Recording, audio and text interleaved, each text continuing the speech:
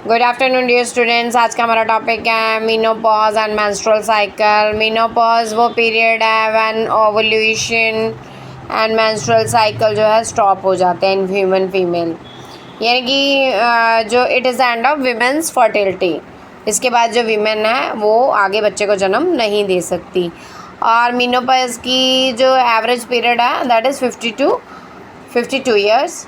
और इसका कारण क्या है, जैसे ही एज बढ़ती है तो एस्ट्रोजन लेवल जो है फीमेल बॉडी में कम होना स्टार्ट हो जाता है, जिससे वो आगे बच्चे को जन्म नहीं दे सकती। तो जब मेंस्ट्रुएशन पीरियड बंद हो जाता है दैट इज़ कॉल्ड मेनोपॉज। बेटा मेंस्ट्रुअल साइकिल नेचुरल प्रोसेस है। फीमेल्स में लड़कियों को ब्लीडिंग होना, हर मंथ लड़कियों को ब्लीडिंग होती है, तो ये हार्मोन चेंजेस की वजह से होता है या लड़की ने प्रेगनेंसी के लिए प्रिपेयर होना होता है। तो ये कैसे काउंट करते हैं, जैसे फर्स्ट डे है पहले पीरियड का, उसके बाद अगले पीरियड का फर्स्ट डे, तो टिपिकली ये 28 डेज़ का होता है। तो अगर लड़की प्रेग्नेंट हो तो उसमें ब्लीडिंग स्टॉप हो जाती है, या वो फीडिंग कर रही हो, बच्चे को दूध पिला रही हो, या ओवर एज हो चुकी है तो उसे मेनोपॉज बोलते हैं, यानी कि मेंस्ट्रुएशन स्टॉप हो जाती है। बेटा ये जो मेंस्ट्रुअल साइकिल है इसकी 4 फेजेज़ हैं। पहली फेज़ है फॉलिकुलर फेज़। इसके पॉइंट्स नोट कर लेने हमने क्या क्या चेंजेस आते हैं।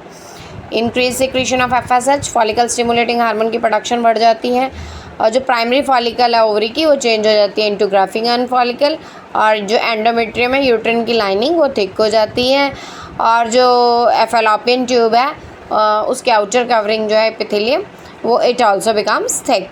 तो आपने ये पॉइंट नोट कर लेने हैं फॉलिकुलर फेस। नेक्स्ट है बेटा ओवुलेटरी फेस। 14th डे पे स्टार्ट होती है ऑन द मेंस्ट्रुअल साइकिल के। तो ओवम जो है, ओवुलेशन क्या है, मैच्योर ओवम का रिलीज़ होना फ्रॉम द ओवरी। तो ओवम जो है जो मैच्योर हो जाता है उसे कौन रिसीव कर लेता है, फिम्बरी फैलोपियन ट्यूब में प्रेजेंट होते हैं।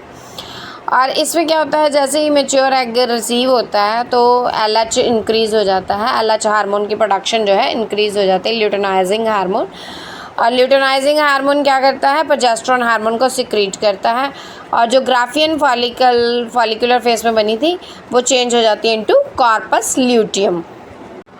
उसके बाद बेटा है ल्यूटियल फेस। ल्यूटियल फेस में क्या है, ये 15वें दिन से लेके 28th डे तक चलती है मेंस्ट्रुअल साइकिल के। तो इसमें क्या है, कॉर्पस ल्यूटियम जो कि ओवुलेटरी फेस में बनी थी उसका साइज़ इंक्रीज़ होना शुरू हो जाता है।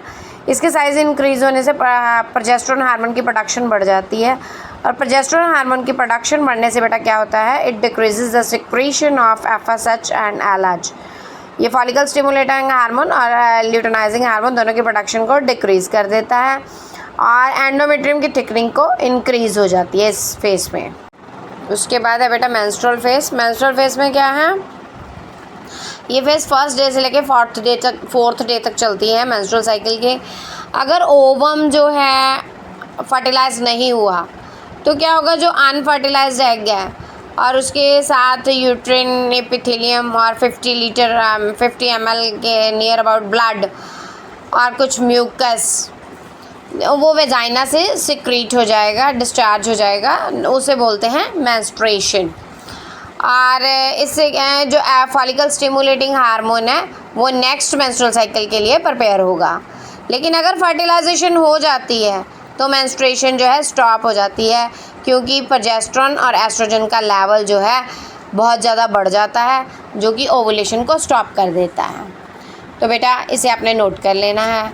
जिसने मेरा चैनल सब्सक्राइब नहीं किया वो सब्सक्राइब ज़रूर करें। Thank you so much. बहुत ही ईजी वर्डिंग में ये नोट्स मैंने आपको दिए हैं।